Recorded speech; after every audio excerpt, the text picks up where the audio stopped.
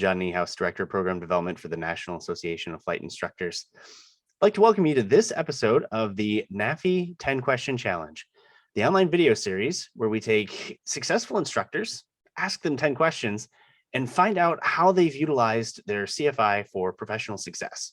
Now today, my guest is Jason Miller. Now you probably know him from his Finer Points Aviation podcast, and of course his learnthefinerpoints.com. Jason is a CFII. He's been at it for 20 years this year. He's got 10,000 hours of dual given. He's a fast team rep. He's an instructor for AOPA's Air Safety Institute, was the Western Pacific CFI of the Year in 2009. And he's been at it for a lot of different projects. I'm sure you've probably heard of him. I won't list them all, but Jason, thank you so much for joining me today. My pleasure, John. Thanks for having me. I'm happy to be here. Yeah, well, in traditional fashion, we'll get straight into it. So was flight instructing part of your original career plan, or was it something you never anticipated doing?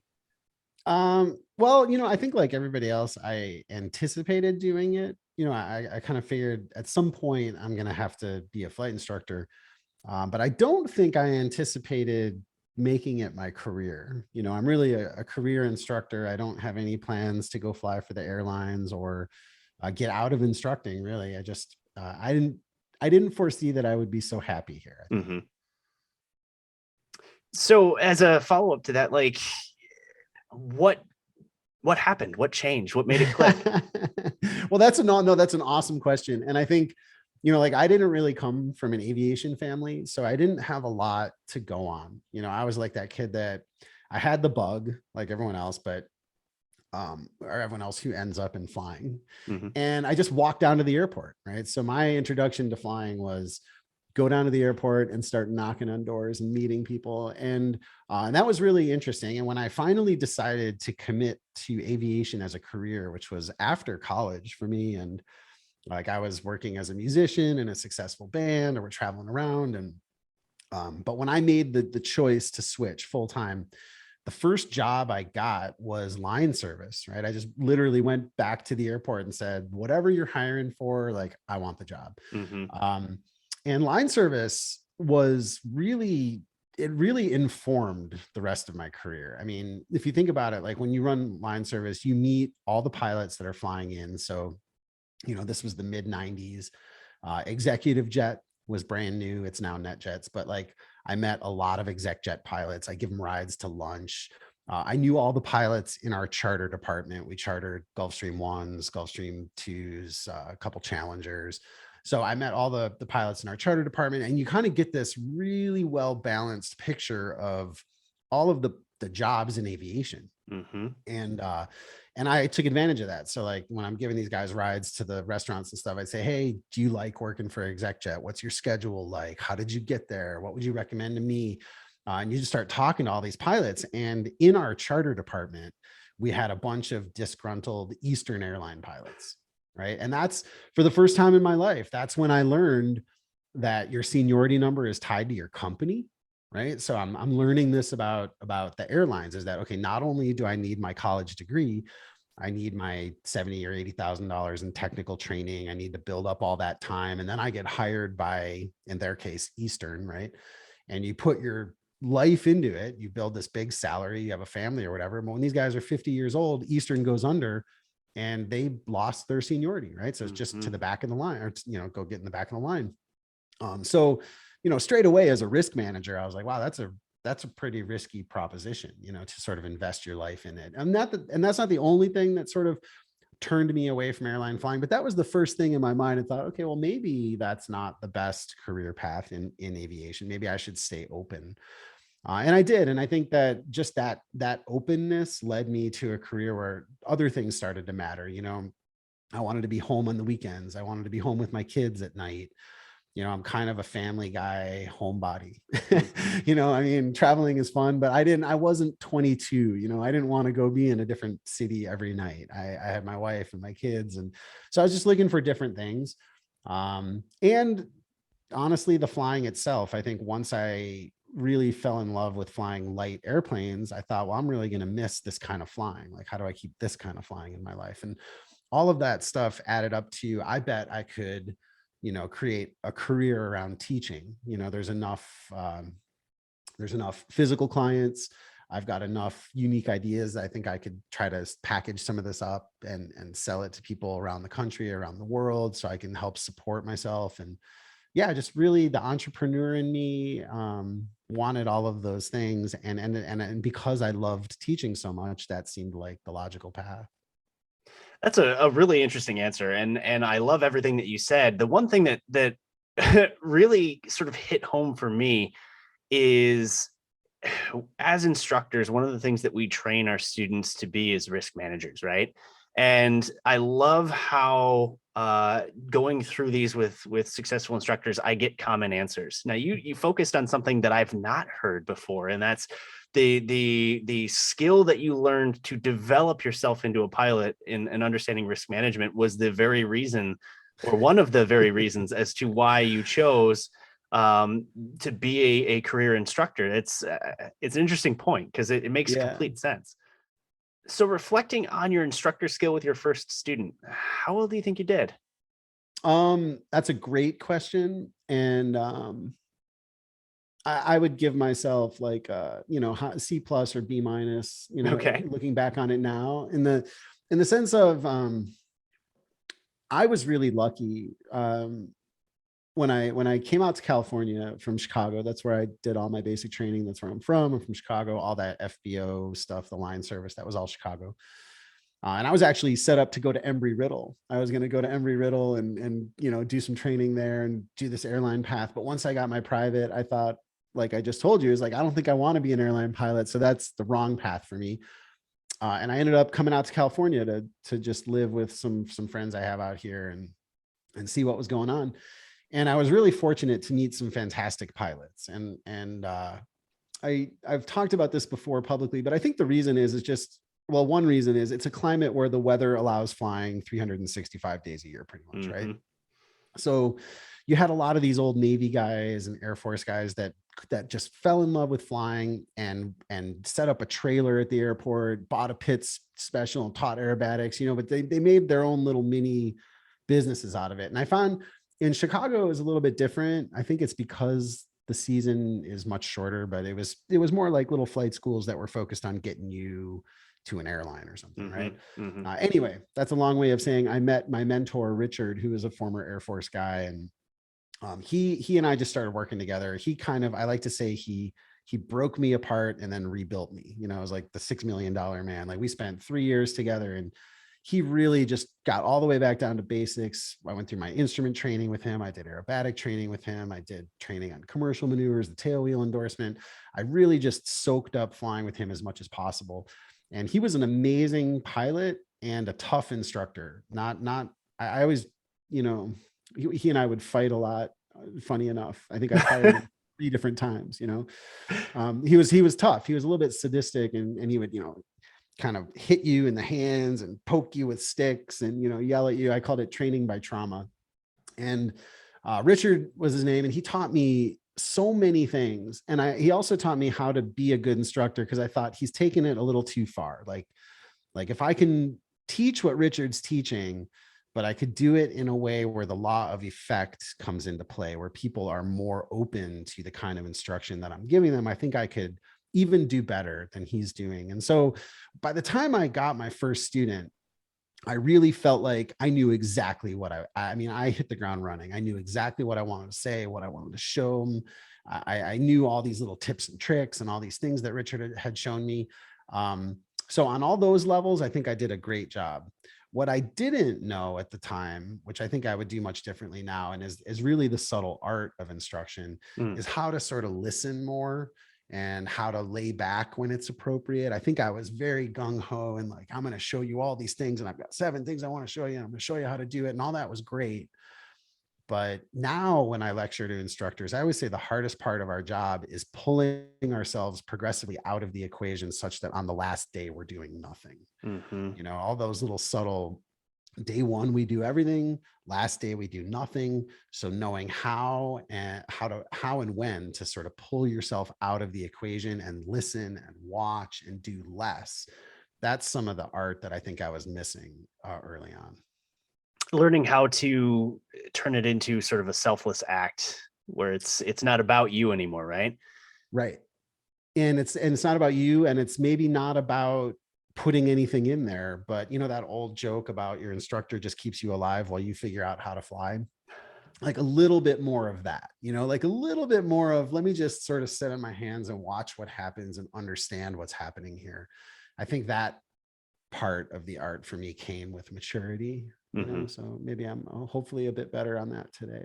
And, you know, and I'm always trying to get better. Like some of the folks that I met, when I tell you I moved to California and I met all these awesome instructors, some of them still teach there, a lot of them actually. And like one in particular, Mike Corkland, comes and teaches on our mountain trips that we run. We run 3 trips every year, and Mike still comes out. And it's so cool for me because Mike is the guy that got me my mountain checkout 20 years ago or 22 years ago or whatever.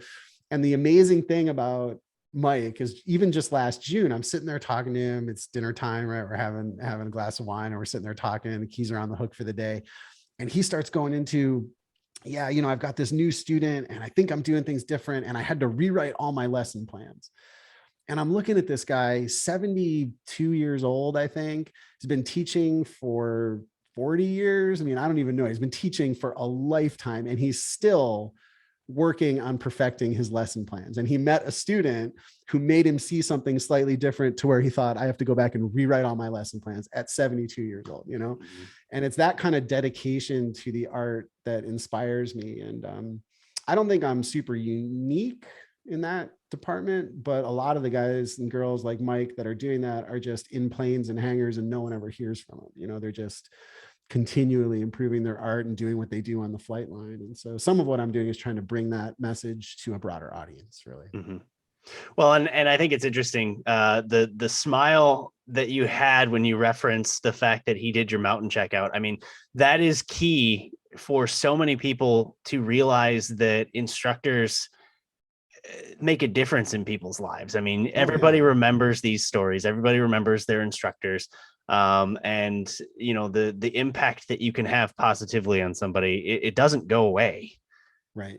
No, not at all. And yeah, it's a huge emotional bond and an emotional impact. And you know, you were asking me about my first student, and his name was Darren, and he called me just Christmas time this past year. He just bought a Corvallis, I think is what he owns, the Cessna 400. Mm-hmm. I don't think they make them anymore, but he bought a used one, right? He's flying his family around, and he wanted to see if I was available to teach his friend how to fly. And it was like, wow, there's my first student, you know, and so it's pretty wild. That's awesome.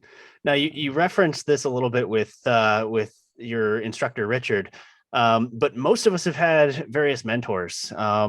You know, who else, or if there was any other ones, who were they, and what was the most meaningful thing they taught you? Well, there's Mike was definitely one of them. Like I said, he did my mountain checkout, and I know I kind of used Mike for a phase checks. But again, I was really lucky. I came into this environment. This was in the late 90s when I got to California. I came into this environment where this flight school just had all these seasoned flight instructors, Richard, Mike, Paul, Fiona, like all these people that have been doing it for years and years. And I just kind of gravitated toward Richard, and he was my main mentor. And there were others, but I think the main thing I learned from Richard was that this is a people business. Mm-hmm. You know, like I said, Richard was a little bit sadistic. And everyone knew it. And I knew it too. I was just up for it. But I think the joke that I fired him 3 times says everything, right? Because there are times where like, I can't take this anymore. Like you're just not a nice person. Like this is horrible, you know? So I'd fire him, but then I'd go home and I'd think, man, who else is going to really teach me what Richard knows? And I'd call him back and say, listen, I'm sorry. Like I'll meet you on Saturday. Just tell me what you want me to do, whatever. Right. That happened 3 different times. And so I think what Richard taught me was there is a time for the law of intensity, right? There is a time where some of the things Richard taught me needed that intensity. They needed a jab in the ribs and a whack on the hands and a fear that was coming. And that was an important piece of it. But at the same time, it had to be done in a way where this person that's sitting next to you doesn't feel like you are sadistic and wants to fire you. Because if you can't get the message in, it's not learned, right? Like there's a great folk singer from American history. He's dead now, but he used to say, I get the audience laughing because when they laugh, they open their mouths, and when they open their mouths, they can swallow something bigger. Right. So he was like, he had these big messages, but he would do it through humor. And so I think as a flight instructor, this is a really important distinction. It's flight training, it's not flight education. So there are times when you have to turn the heat up with your student and say, this is going to be intense, and I'm going to be hard on you. I'm going to be a tough coach. But that has to be done in a way where you both understand what the ultimate objective is, why you're being that way, and all of it, so that it can actually be learned and brought forward. And I think that Richard really helped me figure out where that line is. When is it too far? When is it not enough? Because you don't also want your instructor to be like your best friend, oh yeah, that's fine, you're doing great, you're awesome, you're wonderful, it looks awesome. You don't want somebody on that side either. You want to be somewhere in the middle. And it really helped me figure out what kind of coach I want to be and how to present that coach athlete analogy to students, so that they understood that they were the star athlete, but I'm the coach. And so I'm going to make you do some tough stuff to get your game where it needs to be. But it's because I'm on your team, and it's because I want you to succeed, So that whole approach to the relationship is partially what Richard taught me. So what is the most valuable non-aviation skill you've learned from being a flight instructor? I think listening. Maybe, back to that thing of not, like Howard is another colleague of ours who teaches on the mountain trips, and he teaches survival training. And he likes to joke, in survival situations, don't just do something, sit there. That's his joke, right? Don't just do something, sit there, because he doesn't want people acting rashly. He wants them to stop and consider and think about what's happening. And so, to channel Howard, I think that is a great skill that's learned from flight instructing, is don't put yourself in there for a minute. Let's listen, let's observe, let's contemplate what's going on here. Let's develop a strategy, and then let's execute it. Yeah, I like that. I went to training one time, and the instructor always said, everything is either a 1 sip or a 2 sip problem. When something arises, take 1 sip of coffee and then do something. If it's really, something you need to contemplate, take 2 sips before you say anything or do anything. That way you're actually making sure that you're pausing to do something correctly. I love that. Yeah, that's great. That's the very same sentiment, right? Yeah. And these guys, like, where Howard gets that, he's a medical doctor, and it comes from his emergency room training, where, like, same with pilots. I mean, if you act too quickly, or you don't fully understand the problem, you start pushing buttons, pulling levers, doing whatever, I mean, you can make the thing much, much worse. So the idea that you're going to sort of sit back, observe, come up with a strategy, and then execute it is super important. Yeah, I like that a lot. What do you enjoy most about flight instructing? People. Yeah. And so then I think that's the only thing that allowed me to, like, stay there. I mean, apart from the flying, like the flying itself, of course, I'm not confused about the fact that I am in the right spot as far as the flying goes. Like, I would be bored, I think, flying for the airlines. That kind of flying would bore me. So I do love the flying. But the thing that allowed me to stay in instruction this long and want to stay here even longer is the people. That, the people I meet are typically just kind of extraordinary people at an extraordinary point in their lives, right? Where they finally have the time and the money to learn how to do this difficult thing. Mm-hmm. They generally have interesting histories where they're coming from. They're people that are motivated, smart.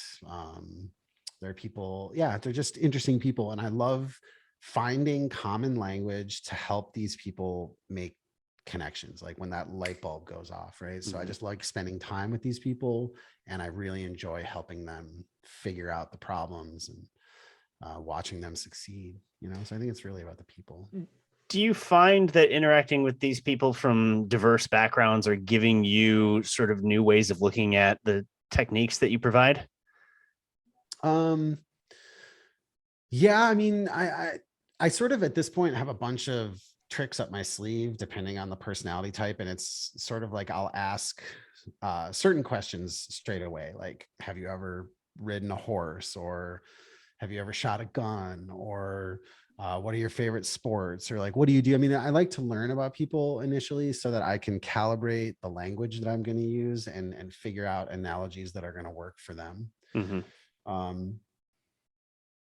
But yeah, I mean, it's, I mean, like a lot of times, this is maybe just like a fringe benefit. This isn't really related to flight instruction, but a lot of times, like where I'm teaching, at least in Silicon Valley over the years, the people that are spending hours and hours in the airplane with me are people that nobody can get to talk to them, right? Like, so major investors or CEOs of major companies or whatever, and nobody can get on their schedule. I mean, you could contact their executive assistant till you're blue in the face. They're not going to give you the time of day. And here we are on a cross country flight to Los Angeles talking, how's your app going? How's the business? And here we are having this personal interaction. And it doesn't have to be a huge investor or a CEO or whatever. That's kind of my point earlier, is that anybody that's gotten to this place in their life where they have the time and the money to go out and do this thing is at a pretty special place and has achieved something pretty special. And spending time with those people, I find inspiring. Yeah. So what is your most interesting, scary, or fun story that you've had? Boy, there's a lot that come to mind. There's interesting and there's scary. I can give you two. Sure. All right. So, well, I think scary was probably with Darren, my first student, and I was a young instructor. This is after he got his private certificate, and I was going to go give him a mountain checkout, just a basic mountain checkout. We're flying a Piper Warrior PA 28-160. So it's 160 horsepower, 4 seats, low wing Piper. And the morning of the flight, he says, "Hey, can I bring my buddy? My buddy wants to come with us." And I run a weight and balance, and I think, sure, yeah, your buddy can come with us. So we've got one guy in the back. So it's 3 guys in a little Piper. It's a summer day. We go up to the mountains. And for anybody that's listening, thinking this is a bad idea, it is already a bad idea. So 160 horsepower, 3 guys in a Piper going up to high density altitudes is probably not enough power to feel comfortable. 180 might be considered a minimum for me now. Anyway, we got to this little airport, Blue Canyon, up in the foothills, and I misread a bunch of clues. Like the windsocks were all saying something different. I elected to take off into what I thought was a headwind, even though it was slightly uphill. And in retrospect, what we teach now is if it's anything less than 10 knots, you'd rather go downhill with the tailwind. So if you have a 7-knot wind, it's better to go downhill with the wind at your back than try to go uphill with the wind on your nose. And in any case, we start accelerating down the runway, and I'm looking at the pine trees. And I just remember at about midfield, something didn't feel right. Darren was trying to rotate, and it didn't feel like the airspeed was building. And I looked out the right window and I caught a windsock, and I realized that we actually had a tailwind. So the windsock at midfield didn't agree with the windsock back in the run-up area. And here we are going uphill with a tailwind toward pine trees and just rotating with the stall horn on, right? So we're just leaving the ground. It was a little bit too late to abort. We were committed to this, and I had to take the airplane and nurse it. I mean, nurse it with the stall horn on over those pine trees, clearing less than 10 feet maybe over the pine trees. And I knew that there was a valley on the other side of the trees. So the minute we had the minute the terrain fell away, we could push the nose over, get the airspeed, and climb out of there. But it was a very, very close call. Still ranks as one of the top 5 scariest takeoffs I've ever done. And oh gosh, I've since corrected all those mistakes, but that one stands out as a stupid young instructor mistake. And I was really lucky. We were all really lucky. So yeah. In the interesting category, I saw a green fireball once. Interesting. You can Google that. I didn't even know it was a thing, but it's a thing. No one knows what they are. Apparently, the United States military tried understanding them in the 40s, but they are so rare, they couldn't get a photograph of one. But yeah, I was flying back from ForeFlight, or visiting ForeFlight in Houston with my partner, Todd. We're flying a Cirrus. We're coming back late at night one night. We're westbound, so we're probably cruising at 10,500, something like that. And out of nowhere, like a green explosion just right at our 11 o'clock position. It looked like this big giant electrical discharge or something. And both of us thought, wow, we just saw a UFO. Like we kind of freaked out. And then he's a big internet research guy. So when he got home, he sent me an email. I was like, here, check out this green fireball. I think that's what we saw. And Wow. sure enough, I think that's what we saw. Some sort of electrical discharge in the atmosphere that is extremely rare. So Huh. that was an interesting flight. Crazy. Yeah. So, in your mind, what quality or skill makes for an exceptional flight instructor? Well, I think you have to like people. Like if you're frustrated easily by people or you don't like people, it makes the job a lot harder. And even like Richard, who I think was legitimately sadistic, like he enjoyed hurting people or he was like, like he would say things like, you call yourself a pilot, you can't even hold the center line, you're not a pilot, like that kind of talk throughout the whole lesson, right? It's like kind of degrading and insulting. It limited him, right? Like nobody wanted to deal with it. Nobody. I was like one of the only people that would hire this guy so that he could transfer his knowledge, because I saw that this guy knows a lot. And as soon as I finished with Richard, all my colleagues who are coming up with me would call me and say, hey, can you go fly with this week, with me this weekend and show me what Richard showed you? Because they weren't going to go hire him. They didn't want any part of that. Right. And so I just took it on the chin and thought, whatever, guy can say whatever he wants. I'm going to learn what he knows. But if you don't like people, yeah, you're not going to go very far. You have to enjoy being with people. What aspect of flight instructing best prepared you for what you do now? Well, being that I'm still flight instructing, I think that, like I said, it's a matter of sort of perfecting the art. And there have been some modifications over the years. Like I spend a lot more time now in the first 25 hours, not focusing on maneuvers at all, covering the flight instruments, like with, I'll just take one piece of paper, just regular piece of paper, and I'll just skewer it right over some knob on the middle of the panel. And this makes it so that students can look, they can peel the paper, they can peel the corners back and look at the instruments anytime they want. But this really, that small barrier of paper is enough to make sure that the integrated method of flight instruction, where it's 90% outside, 10% inside, to make sure that that really takes. And you'd be surprised, just a small barrier of paper, like what that can really do in terms of getting people to look outside. And if you tell them they can look anytime they want behind the paper, then it gives them a sense of calm. They can always look at the airspeed if they need to.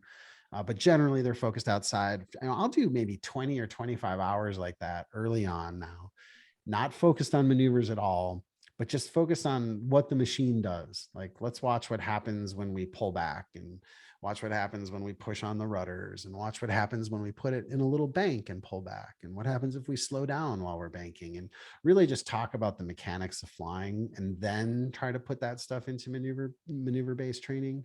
I spend a lot more time doing that kind of stuff now. And I'd like to think that I'm better at pulling myself out of the equation, at talking less and less and less and less, because of course I love to talk about flying, as you can probably tell.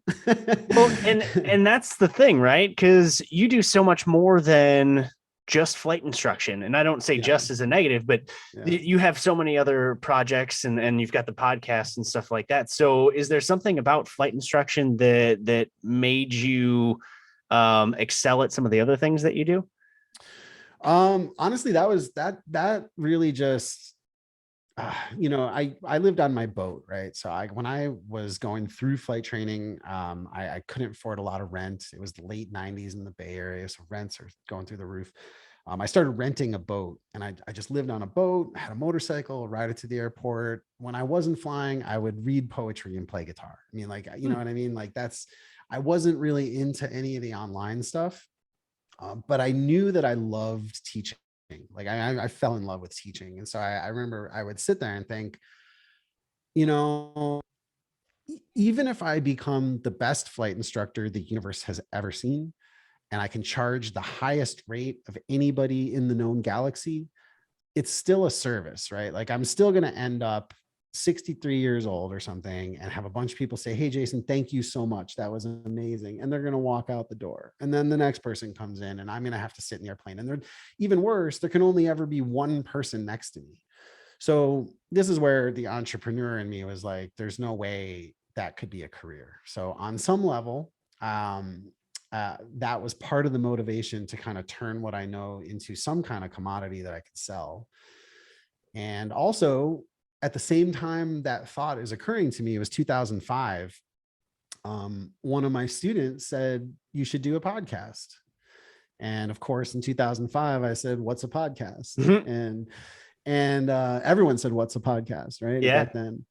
And he showed me an NPR podcast, and he said, here's a podcast. And that was it. I started just learning. I thought, okay, that's a great idea. I could create little flight instruction tips based on what I know. These things can go out into the world, hit a much larger audience, and maybe someday somebody would sponsor that or something, you know, at least there's a product, right? And I just learned everything I had to learn. I went online, I learned how to audio edit, video edit. I learned how to build a website. I learned, you know, I mean, I just learned it. And long hours into the night after flying, figuring out how all this stuff works and getting an early start. I mean, our YouTube channel launched in 2007, if that tells you anything. So it was a long time ago. Podcast launched in 2005. And yeah, and it gave me, once I had those skills, the ability to edit those videos, the ability to edit those audio files, well, then it was just an unlimited possibility, because it was like all these little things that I know, plus things that are happening in my daily life. I mean, I'd be out there on a flight. This still happens to me today. And I have a lesson tomorrow morning. I might see something on that lesson and go, wow, everybody could benefit from this. And I'll just go home, turn it into some video or audio file or something, and put it out there and say, hey, everybody, listen to this. And I'm really fortunate now to have a large audience where it's so cool. I mean, I can actually take a concept like the Lindbergh reference that I work with my students and get it out there to where the larger community is aware of it. And yeah, it's a huge honor to be able to do that. Yeah, and I mean, we've sort of already touched on this. The next question already, which is, how did you utilize your time as a CFI to transition into it? You know, are there other parts of your professional life that being a CFI has affected or given you an advantage in some way? Well, I think that, you know, focusing, what do they say about academic specialties? You know, more and more about less and less, right? As you go through life, that's the nature of academic pursuit. And I think after having taught for 20 years and still teaching actively, what I've been able to infuse into the brand is the tips and tricks of a 20-year veteran flight instructor that you might not hear from the person that just started. You wouldn't have heard from me 20 years ago. You know, it's not to knock any younger instructors, right? It's just everybody's on a different path. And there's nothing wrong with an instructor teaching for a certain period of time on their way to the airlines. I've seen a lot of great instructors do that. So it's not like, you know, I'm not opposed to like a time builder. It's like, fine, if you're building time, whatever, we're all building time. As long as you're focused on your student and you're humble enough to use your colleagues and point them to the proper materials online and really be engaged as a part of the solution in their process, right? And so I'm really honored to be able to give those tools to other instructors. And it's a huge part of, I think you can see our little logo up there. Yeah, there it is, for the ground school app, which at the end of the day is what I'd like to leave the world. When I'm long gone, my ground school app will still be here. And I'm trying to create a product that is as close to flying with me as possible, right? Everything about the app is organized in the exact same flow as you would experience if you called me and came into my office. So if you could give a new instructor one piece of advice for success in the profession, what would it be? That's really good. I would say, don't succumb to the discount market, right? Like, there will always be an instructor that will charge $40 an hour on the Hobbs and work with students, you know? So if it's 1.2 on the Hobbs, they'll charge you 48 bucks or whatever that is, 150, whatever the math is. Charge like you're worth something and deliver a product worth having. Pilots are not stupid. They're not going to pay the same amount for a product that they could, I mean, they're not going to pay more for the same product they can get somewhere else, but they will pay more for a better product. I mean, TBM proves that, Cirrus proved that, right? Like pilots aren't going to just let go of their money, but if it's worth it and it's a good product, they'll pay for it. And I think instructors need to start getting into that mindset that I'm your coach. I'm going to help save your life. My rate is X, which is maybe not the smallest rate out there. And I charge from the minute I get there to the minute I leave, and you're going to pay that. But that is going to allow me to deliver the best product I can deliver. And I think if instructors start valuing themselves and valuing their time, it's just a healthier ecosystem for everybody. The students and the clients are getting better instruction. They pay a little bit more per hour, but maybe they even save money in the long run by doing fewer lessons. The instructor is able to pay his or her bills and show up with Maslow's hierarchy of needs all in place, right? Like my rent's paid, my bills are paid, I fed myself, I prepared for this lesson last night, and I'm going to show up and really put my best effort into it. So that's a 45-minute talk that I sometimes give. It's condensed into this tiny little thought, but the basic idea is value yourself, charge for what you're worth, charge the whole time, and deliver the best product you can. And you'll find plenty of clients that are willing to pay for something better. I like that. I like that. And so with that, we just finished all 10. Congratulations, Jason. Thank you. I survived. Did I pass? You passed. You passed. It was great. And so I usually try to throw this out there. Do you have any final thoughts? Anything you want to share with our viewers? Oh boy. Well, really kind of like that last thought is really it. I think, just I think we're at a time in flight training where if you look back to like 1981, we had something like 900,000 active pilots. And the reason that whole thing collapsed in like 1986, I think it was, when Cessna stopped making planes, or 87, was because of safety. Right, 980,000 pilots active in 1980 or 81. Go back and look at the numbers. I can't remember what it is, but something close to 1 million pilots, and people were doing stupid stuff. They were hitting each other in flight. They were crashing and killing passengers. All sorts of safety issues were cropping up, and there were lawsuits around safety, and that shut the entire industry down. And it wasn't until the mid 90s when somewhere there in the mid 90s where we passed the General Aviation Revitalization Act, which limited the liability of manufacturers, and Cessna started making planes again. So we're still recovering from that hiatus, that 9-year hiatus where the industry just collapsed due to bad safety. And here we are, 97 was sort of the beginning again. And I see us on an upward trajectory. I think we're headed back to that number of 1 million pilots. I think it's everybody getting into flying. This is a great time to be getting into flying. But I like to talk about that history just because I want to make sure we don't make those mistakes again, right? That we're trying to teach people to fly as safe as they can absolutely fly, and that the only thing that can pull the rug out from under us is planes falling out of the sky. So let's do what we can as a professional group to make sure that we're getting better in our art and talking amongst ourselves. And organizations like NAFI are huge and critical to that effort. The Mentor magazine, let's make sure we're reading it, right? Become a part of the TFP CFI club. You can email me if you want to do that. But I think if we come together as professionals, we can avoid making those same mistakes again. Yeah, it all starts with a quality flight instructor. And Jason, for those that don't know, tell us a little bit about Learn the Finer Points and the podcast. Let's hear a little bit about what you're working on and what's going on. Yeah, sure. Well, learnthefinerpoints.com is the website. And every other week, there's a podcast video, just like that.